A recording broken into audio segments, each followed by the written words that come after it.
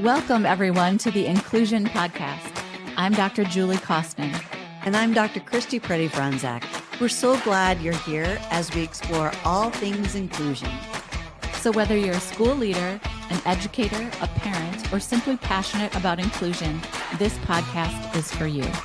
In each episode, we go beyond the usual conversations, diving into what truly makes inclusive education work. Together, let's make a difference, one conversation at a time. Here we go. Hi, everyone, and welcome to episode 69, completing unpreferred tasks should not be an IEP goal. I don't know, Julie. It should not be anything. I'm literally sweating. I love this topic so much, and I am so passionate about it. So Settle in, friends. Get a snack, get a blanket, because we're going to be here a while. If you want to get Julie and me going, friend, talk about IEPs and nonsense, which Okay. might be a synonym. the most nonsensical IEP goal that I've ever seen, and I see it everywhere all the time, is goals written around complying with unpreferred tasks or tolerating unpreferred tasks. And so let's be really, really clear, Christy. Let's just say this, Julie. Stop it. I guess it was a short episode. Thanks, everyone. Yes, it was. You've got plenty of time now, friends, to do many other things. Just think how much time we have freed up in your service delivery minutes, in data collection. I know we're being snarky, friends. No, but So- I've got to stay snarky because it's really hard for me. And if Yeah, you're go sitting ahead. here going and you're just very earnestly going, I've always thought this was a good goal because it helps with people's ability to stay focused in school and in life. Okay, then welcome, because we really want to unpack this with you. It's the thing about unpreferred tasks is the goal is not helpful, and it really misses the point of support in general. And the reason I really think about this a lot is, as an adult, we have unpreferred tasks all day long, every day. And many of those tasks we avoid, we modify, we delegate, we redesign, we work around, we ignore altogether. Julie, will you just say all of those again? And I Oh. want people to go, how often, when there are dishes to be done, a podcast to be recorded, gas to be filled, I don't know, think about something you don't like. Mm-hmm. And Laundry, Julie, tell us, what things do we do as adults? we avoid, Always. we modify, Good one. we delegate. Oh, yeah. Like, for example, I just married someone only because Ellen does the laundry, and it's like awesome. Okay. We That's redesign. okay. Mike gets my gas. I understand. We redesign the task. We work around the task. We do all sorts of things. And then we expect children, especially children with disabilities, to do the opposite, which is persevere, my child, keep going. I know you hate this task. I know it's a problem for you functionally, or a problem for you. Or emotionally or sensorily. Is that a That's the word? word. Sensorily is what I was looking at. And we're just like, keep going, friends. And so completing unpreferred tasks should not be an IEP goal, because compliance is not learning. We can just stop there again. Compliance isn't learning. What we're doing when we're asking a kid to just stick it out for 3 more minutes, 4 more minutes, 5 more minutes, is we're actually asking them to comply, and it has absolutely nothing to do with learning. So let's talk about, Julie, I think it goes to, like, what is the purpose of education? What is the purpose of the IEP? Like, people aren't, we worry. I'll say it this way. We worry that if a child doesn't learn compliance, we're teaching them they can get their way. oh yeah, that is a deep, deep worry. Yeah. And what we want you to remember is that children are not adults. So as adults, we have a prefrontal cortex that's fully formed, and yet we still struggle with non-preferred tasks. Yeah. And so what we want to do is look at this unpreferred task. I'll just use worksheet compliance because that's a really common, like the student struggles to write with a pencil. So we're going to keep working on that. And so the fact that it's unpreferred is because it lacks relevance, it lacks autonomy, it lacks access, it lacks support.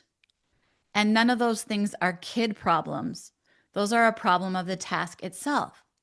And so when I say worksheet filling out as the task that's unpreferred, that should be a red flag to you to go, well, where's the learning in this task? Well, where's the meaning in that task? Where's the And it's relevance? probably very unidimensional or very prescriptive how I'm supposed to do it. So it's not just, if we could just make it, if we could just change the task instead of expecting the student, it might become preferred, Correct. You can right? make Or at it least become neutral. neutral. Let's try for neutral Let's go sometime. for neutral. That's what I tell my husband all the time. Just go for neutral. Mm-hmm. Mm-hmm. And so sometimes you might not see unpreferred tasks in the IEP goal itself, but instead you might say staying on task, Yeah. tolerating demands, following directions. Those would be other goals that we don't want to use in IEPs. Julie, I don't know if I've ever confessed my very worst moment as an early interventionist, even to you.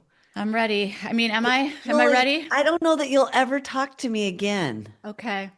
So I had a 3-year-old, maybe she was three, probably 2.5, which makes it even sadder story.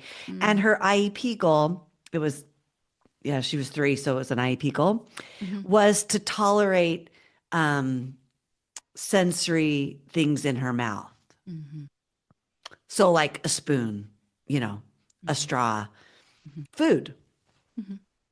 So, to practice tolerating sensory stimuli Stimulation. in her Mm-hmm. mouth, we would get like a sucker because at least that tastes good. Mm-hmm. Anyway, I have to finish the story because I You think don't. you can fill in the blanks, right? I'm cringing at myself, but it was on her IEP. And at that time, we did pull out, pull over, pull aside. So when I was my turn to work with this poor little girl, we Mm-hmm. would practice that for the allotted minutes. Yeah. Yeah. Well, your story, I will still talk to you, and I'm Okay. sorry that your training sent you to that place. And I think that's really important because sometimes if you're listening to this podcast, you're going to think they're just making fun of me. They think what done is Mm, harmful, is da da da.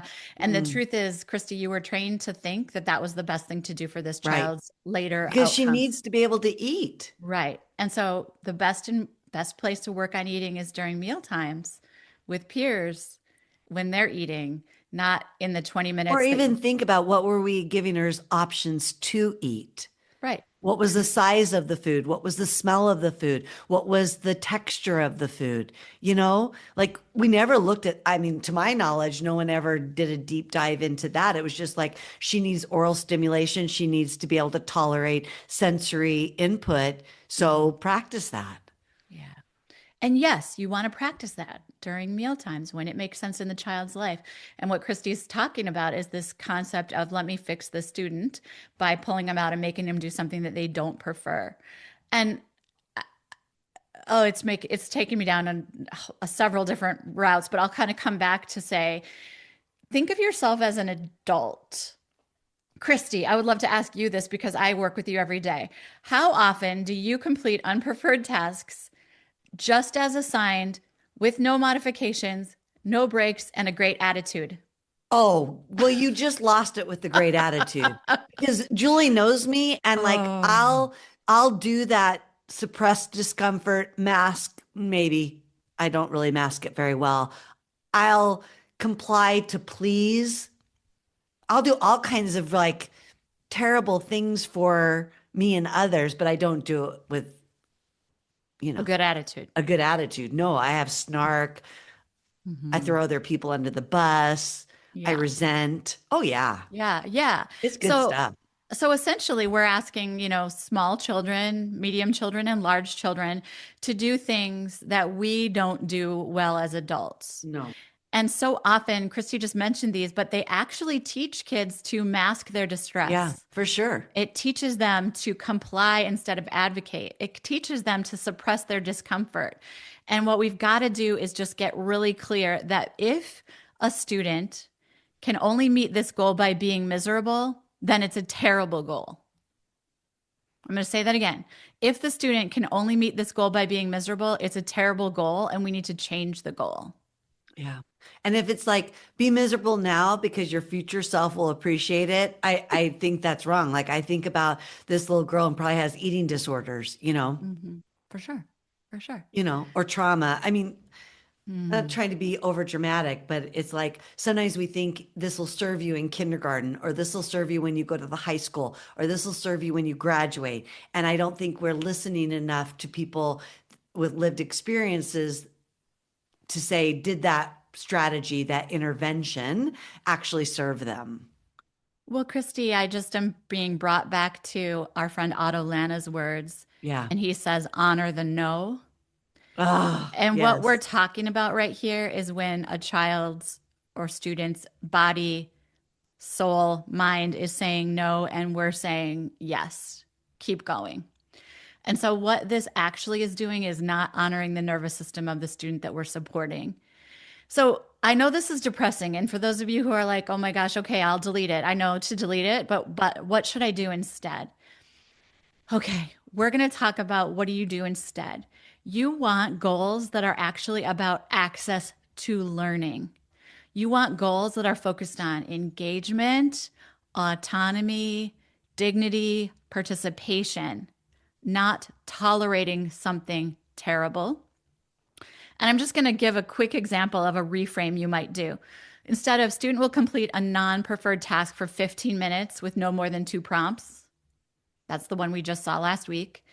It would be student will engage in academic tasks using appropriate supports, choices, and modifications to increase participation and interest over time. You see the difference? Mm.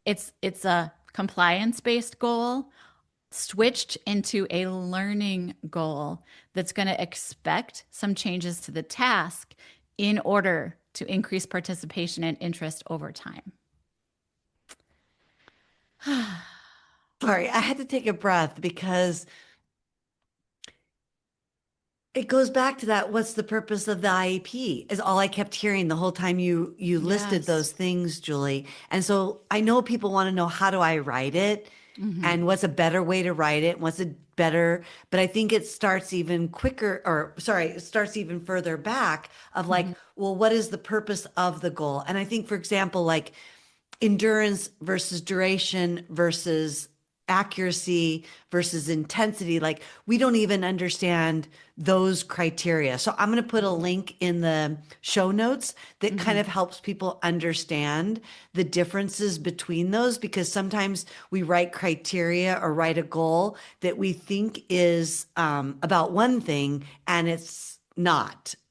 Mm-hmm. So I don't know how to say that well, because that's probably another It's a podcast, or whole people need to have us come and help them rewrite their IEP goals. But it's like you have to be really clear about what it is you want in the end for the kid. And if you're trying to fix the kid, or you're trying to fix their future self, or you're trying to prioritize the comfort of the classroom, we're kind of off base in the beginning. So it's not just taking unpreferred task and switching out the words. We have to Mm-hmm. shift our mindset. What are we trying to accomplish in the first place? And if we're still trying to fix the student, we're off the mark.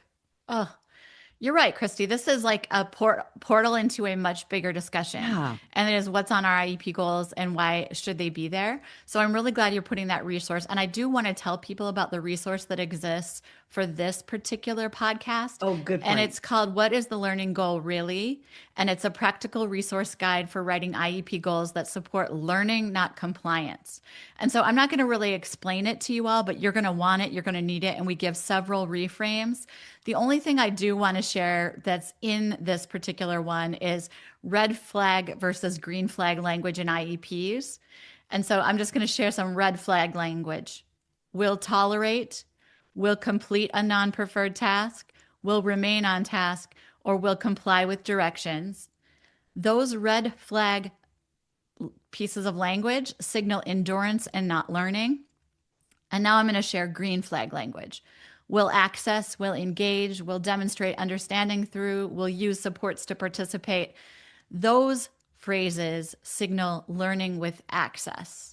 And in that resource, we give you lots of before and after examples. And I really recommend that you play with these ideas in your own IEPs, literally taking out the goal and examining it and rewriting it to make it be about learning, about access, and about inclusion.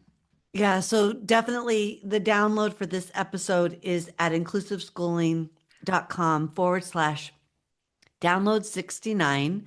What is the learning goal really?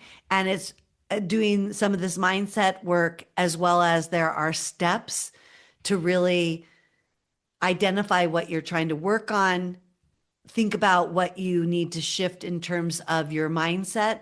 And then there are several examples of before and after that'll start to give you an idea of how you take what we've talked about today and actually apply it to real life goals for kids. Okay, so grab that resource. Today we're going to end this podcast just like a last bit of information, which is completing unpreferred tasks should never be a goal in an IEP, but learning and access engagement should be the goal in an IEP. And when we stop teaching kids to endure school and start designing school that's worth engaging in, everything changes. So if you haven't been to our website at inclusiveschooling.com, come check it out. We have lots and lots of professional development about how to do just that. Thank you for tuning in, and don't forget to subscribe and catch up on past episodes where we share valuable insights, straight talk, and practical steps to challenge outdated special education practices. You can find every episode with the show notes at inclusiveschooling.com/inclusion-podcast to build more inclusive schools together.